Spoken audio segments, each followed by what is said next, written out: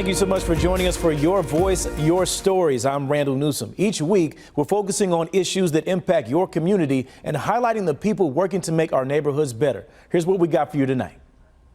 New parents have a lot of expenses, and it's about to get more expensive. The baby gear companies raising their prices as we start to see the impact from higher tariffs. The Inner Harbor becoming more friendly to walkers and cyclists, how the city plans to hit the ground running, and what advocates have to say about it. But first, an upcoming fundraiser is turning up the heat in the kitchen. It's part competition, part delicious food, and all about making a difference. I'm excited myself. Fire up the burners, grab your ingredients, and let's cook.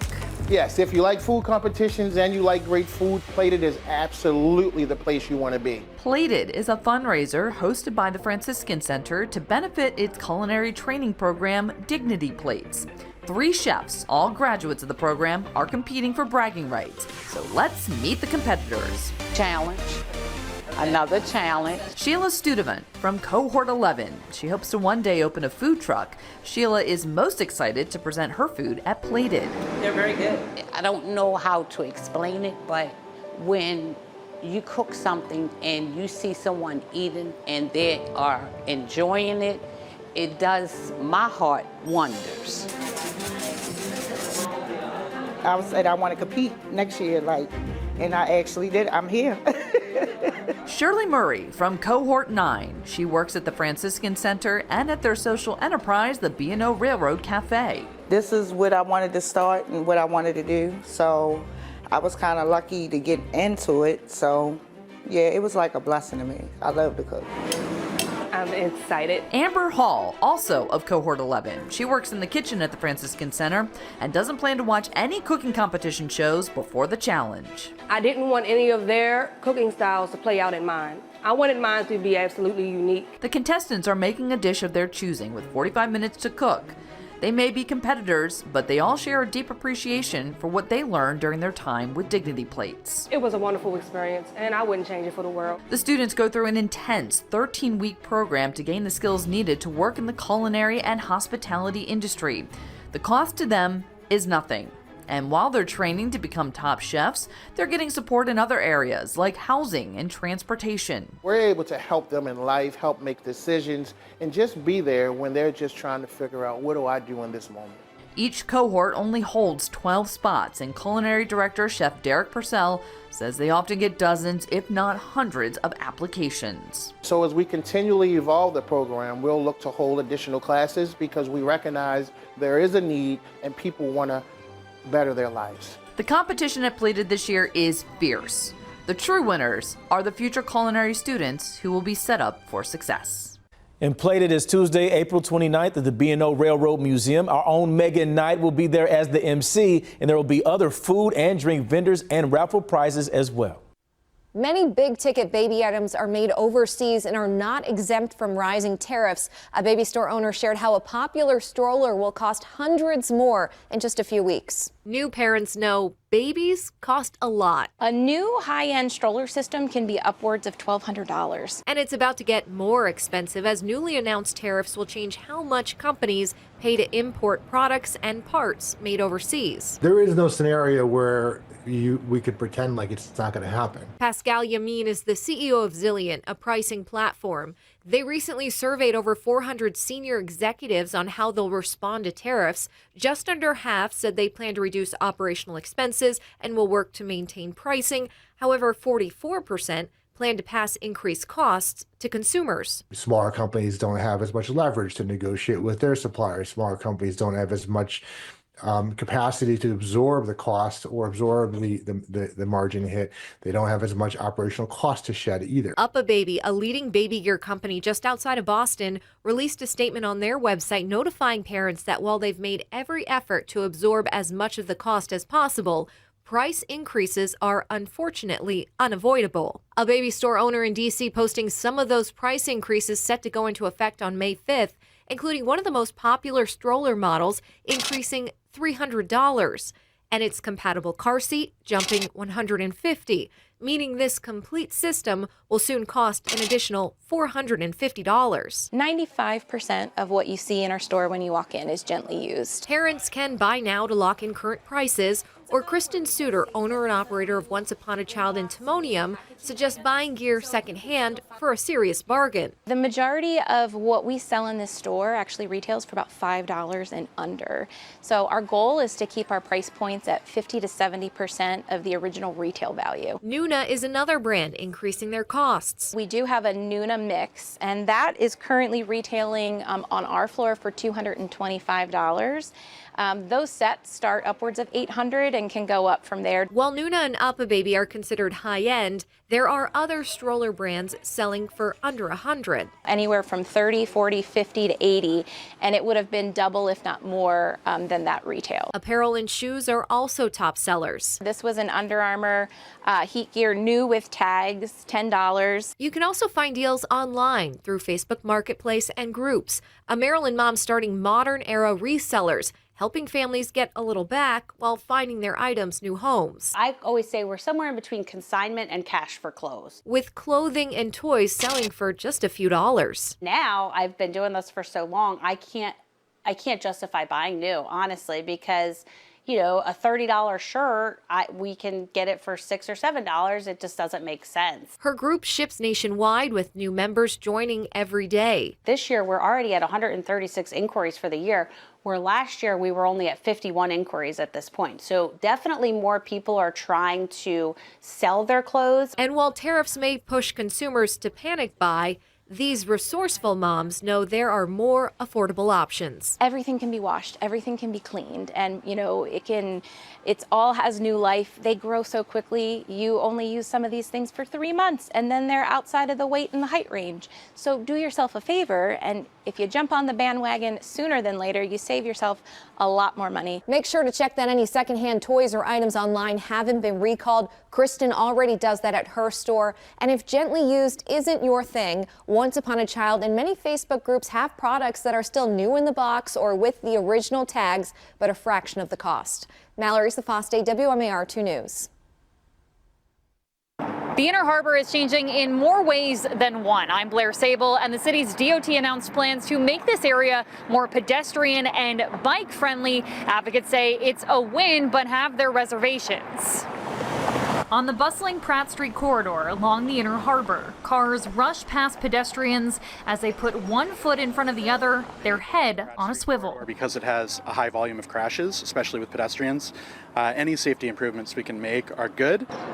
Runner Akeem Harris knows it all too well. It gets kind of very hectic. But his run could be a little easier in less than a year's time after the city announced it's making improvements at 3 major intersections along Pratt at Light, Calvert, and President Streets. The city's DOT promises high visibility crosswalks, ADA accessibility upgrades, including for the visually impaired, and more signage. A project that's anticipated to begin in mid-May and last 9 months. That's excellent to give people another opportunity to get out and about and see the city a little bit more up close and personal than just rolling by through your car window.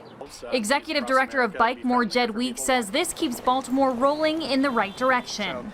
Every other city in North America is doing this stuff, and we've been behind, so it is encouraging to see us try to catch up. Though he wishes there was more time for feedback. The first public meeting about the project is next Tuesday evening, just a couple of weeks before the project is expected to begin. You know, the bike lane behind us had like 15 meetings, and it's just some stripes on the ground, and so, you know, there's this disparity in the public input process for projects, and we just need to make that consistent. The city is having its first public meeting on the project next Tuesday at the Convention Center. We have more information on our website. In downtown Baltimore, Blair Sable, WMAR 2 News. Moving out of Maryland, tech companies are thinking of leaving the state, blaming the IT tax set to become law July 1st. Todd Marks founded MindGrub more than 20 years ago. Born and bred in Maryland, now he might be relocating his global headquarters elsewhere. I love of Maryland, it's what keeps me around, but economically, having to stay in business is that important that we're now considering moving out of state. The crux of his move, a 3% tax on IT and data services. Maryland's legislature passed the tax during the session, but companies are confused on how it will be implemented. That 3% on top of all of our revenue that we have to charge, right? And either our clients just pay it, we lose business because they can go somewhere else and not pay 3%, or we eat the cost. Well, if we're eating 3% on the top line, that could be as much as a third of our bottom line. The confusion is also causing issues for Wade Berger of Ascendant Innovations. It would actually, like I said, it would be $246,000 in additional taxes from my company this year. I can't budget that. I have no way to budget that. Berger's company could be on the hook for hundreds of thousands of dollars in tax increases. At a certain point, it doesn't make sense for these companies to stay in Maryland or to stay in business. I already know a couple small companies in the single-digit employee range that just shook their head and said, well, that's it for me. I'm done. I guess I'll go work for someplace else. Governor Wes Moore has not signed the bill into law yet. It's not too late to reverse the policy and keep a lot of businesses in state. In Baltimore, Jeff Morgan, WMAR 2 News.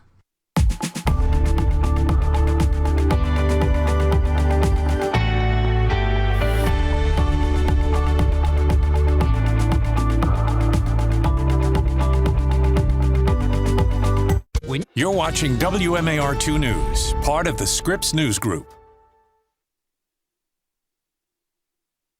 Welcome back to Your Voice, Your Stories. A group of young girls is finding power, pride, and purpose all through food. We take you inside the kitchen where Black Girls Cook is changing more than just meals. The upgrades on the way to roads in East Baltimore and how students at a local school stand to benefit.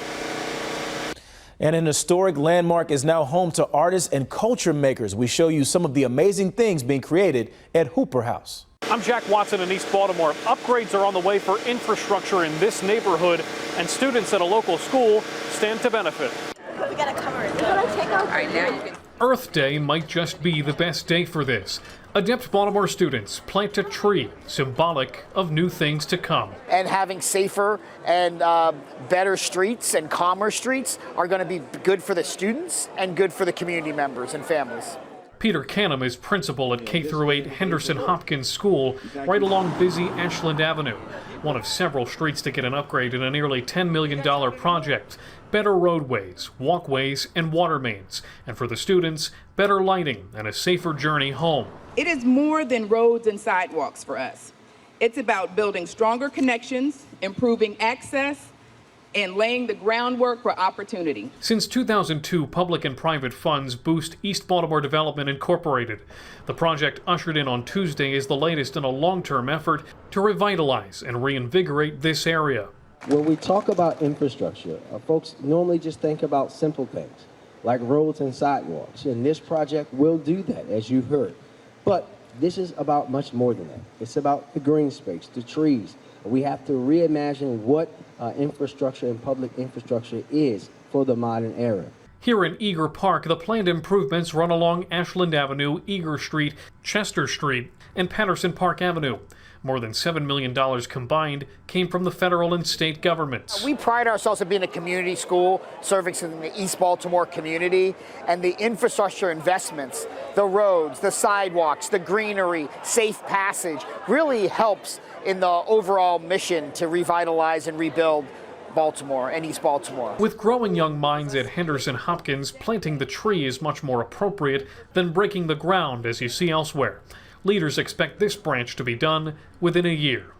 In East Baltimore, Jack Watson, WMAR 2 News. Learning about the African diaspora, honing skills, and fueling creativity. I'm Sayra Williams, and a program called Black Girls Cook is shaping the future of young girls. In a kitchen buzzing with energy. Keep this show on the road. Flavor, and just the right amount of sass. Don't get me wrong, okay? I could cook, but I just need a little bit more help with it. A group of young girls are whipping up more than recipes. They're cooking up confidence, culture, and community. Black Girls Cook is a hands-on program where girls learn culinary skills, nutrition, and heritage. A lot of it is about African diaspora foods, and we're also teaching them the history as well. So the girls are loving it. 11-year-old Cheyenne Brown is in her first class, and she's already got her eyes on becoming a chef. I feel like this is a great opportunity for me and other people to try out new skills, or if you have these type of skills, to like advance them and take it to a next level. 9-year-old Trinity Hopkins sees endless possibilities. To open up a restaurant, it would really just to be to like make money and for my recipes to keep going. For both girls, seeing black girls and a black woman leading the class makes all the difference. Usually I go to programs when I'm surrounded by more white kids and I'm the only black kid. So I love that feeling. So it feels good, like just seeing other black, especially black girls all coming together and just to cook. Chef Toledo Crawford has been leading for 3 years and says this program isn't just about food. It's about just learning and growing as women, especially with this industry. It's a male-dominated industry, and you know, us women, black women, have a part to play in this world as well, and we matter. From jerk chicken to fried plantains, Black Girls Cook is stirring up pride, purpose, and passion, one bite at a time.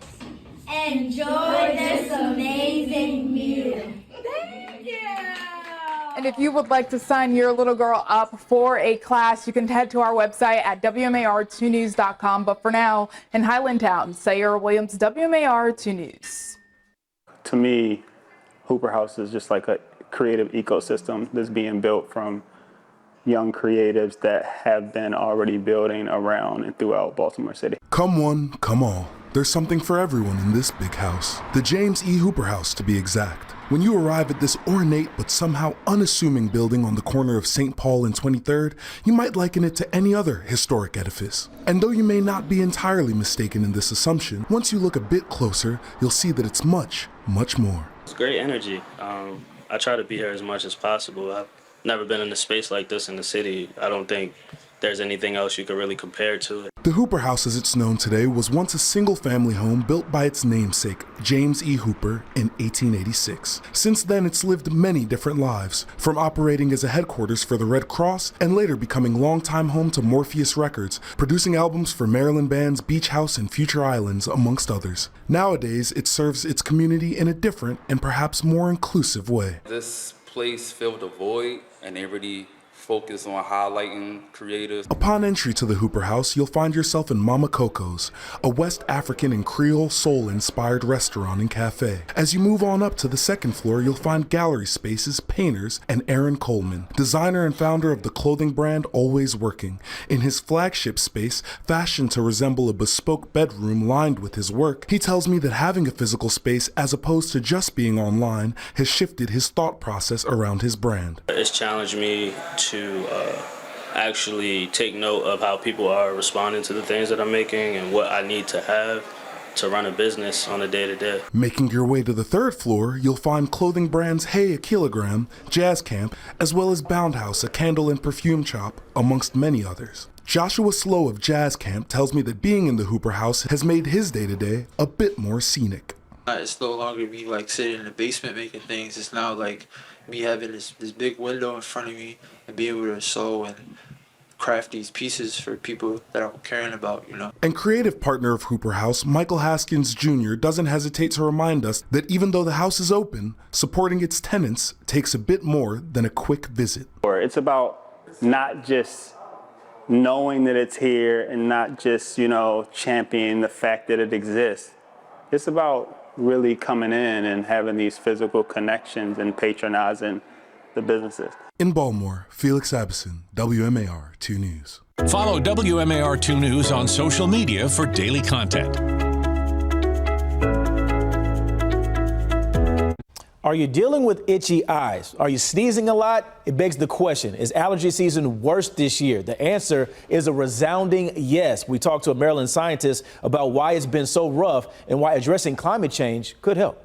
Spring is here, and with the vibrant blossoms comes its darker shadow, allergy season. Yes, it is getting worse. Actual pollen concentrations are also rising, up to 21% higher. The culprit? Climate change. The pollen season is getting longer. Allergy season starts about 20 days earlier and lasts over a week longer than it did about 35 years ago. And the evidence is visible all over the Chesapeake. Fortunately, it's not dirt and it's not a harmful algal bloom. It's just the good old pollen. Under recent federal cuts, agencies working to keep you informed about climate change are at risk, according to Gussie McGuire, a scientist for the Chesapeake Bay Foundation, which receives federal and NOAA grants. A lot of federal agencies that do incredibly important work on climate science, like NOAA, are sort of under the axe right now. NOAA has a pollen forecast tool, and that is something that would help someone who is suffering to understand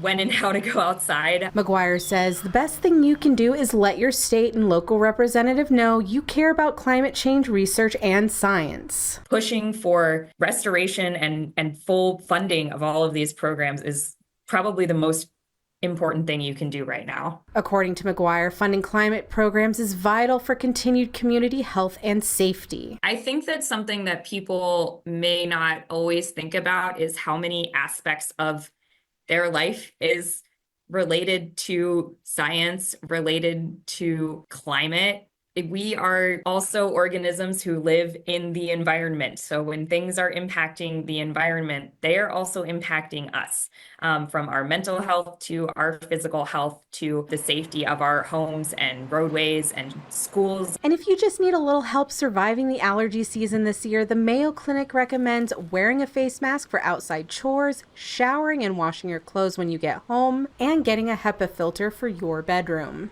In Baltimore, Linnea Hoover, WMAR 2 News. Well, if you have stories you'd like us to cover, we want to hear from you. Email us at storyideas@wmar.com. And that's going to do it for us. Thank you so much for joining us. Be sure to tune in again next week for Your Voice, Your Stories. I'm Randall Newsom. Good night.